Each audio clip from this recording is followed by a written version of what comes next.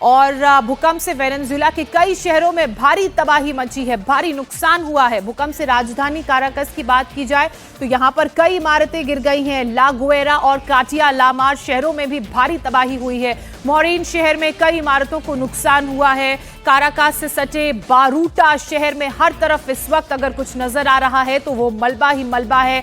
और अगर airport Caracas airport की बात की जाए तो उसकी छत उड़कर गिर गई। एयरपोर्ट को बंद कर दिया गया है। रेस्क्यू का काम तेजी से चल रहा है। आधिकारिक पुष्टि मृतकों की अभी तक नहीं की गई है। कितना नुकसान हुआ है ये भी किसी आधिकारिक चैनल से वेनेजुएला के नहीं बताया गया है, ना ही सरकार की तरफ से जानकारी दी गई है। देखिए, ये आप एक घर की तस्वीरें देख रहे हैं। जब भूकंप आया तो कुछ लोग अपने घरों में बैठ के वर्ल्ड कप देख रहे थे फुटबॉल का, और उसी दौरान सब कुछ हिलने लगा।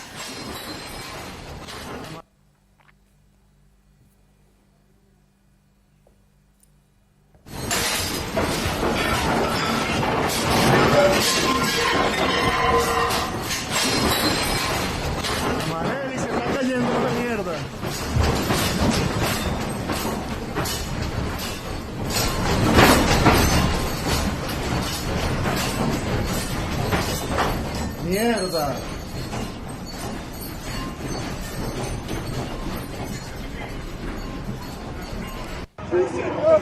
Ahorita en los Palos Grandes voy a la misa y el semáforo se pone en verde y la gente parada y yo toco corneta y pasan, y cuando paso aquí estoy a 20 metros del edificio। ये तस्वीरें आपके सामने हैं। कितनी भयानक ये तस्वीरें हैं। एयरपोर्ट की ये तस्वीरें हैं। वेनेजुएला की राजधानी काराकास में जो एयरपोर्ट है वहां जब भूकंप के झटके महसूस किए गए, एक पूरा का पूरा हिस्सा जमींदोज हो गया, छत आसमान में उड़ गई और जो लोग थे वो किसी तरह से अपनी जान बचा के इधर उधर भागने लगे। अब आप इन तस्वीरों को देखकर समझ सकते हैं, अंदाजा लगा सकते हैं कि भूकंप जब आया तो उसकी तीव्रता रिक्टर स्केल पर कितनी ज्यादा थी कि लोग जैसे ही उनको भूकंप के झटके महसूस हुए इधर उधर अपनी जान बचाने के लिए भागने लगे। कुछ लोगों ने इस मंजर को अपने फोन के कैमरों में रिकॉर्ड कर लिया। अब ये तबाही के बाद की तस्वीरें आप देखिए। पूरी तरह से छत एक हिस्से की डैमेज हो चुकी है। जो छत का मलबा है वो नीचे जमीन पर गिरा हुआ है। यहाँ पर ऐसा लग रहा है तस्वीरों को देख के कि कोई रेस्टोरेंट भी था साइड में, वो भी पूरी तरह से तहस नहस नजर आ रहा है। अलग अलग शहरों की वेनेजुएला की बात की जाए, वहाँ की जो हाई राइज इमारतें हैं, घर हैं, सड़कें हैं, बुरी तरह से प्रभावित हैं।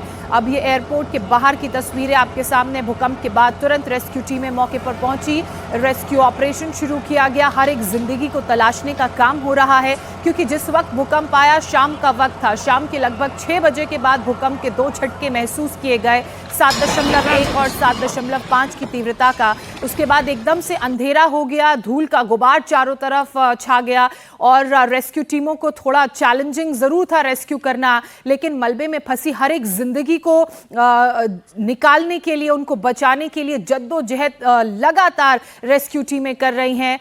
जापान में भी इसी तरह का भूकंप आया, 6.9 की तीव्रता बताई जा रही है। इसके अलावा यूएस के कैलिफोर्निया में भी भूकंप के झटके महसूस किए गए जिसकी तीव्रता 5.6 है और भारत के जम्मू कश्मीर में भी हल्की तीव्रता के झटके महसूस किए गए, लगभग 3 रिक्टर स्केल पर बताया जा रहा है।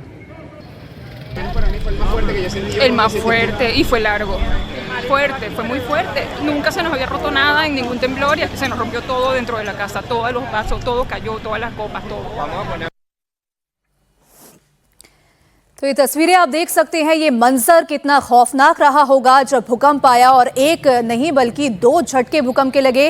पहला 7.1 का और फिर दूसरा झटका। लोग कुछ समझ पाते, लोग अपने आप को बचाते, बाहर भागते, तब तक एक और झटका लगा 7.5 का। हालांकि साल 1900 में भी 7.7 तीव्रता का भूकंप आया था, लेकिन एक ही झटका लगा था। लेकिन अब इस झटके से और भूकंप की तीव्रता किस तरीके से लोगों के मन में जो है डर पैदा किया उसने, तस्वीरों से भी आप देख सकते हैं।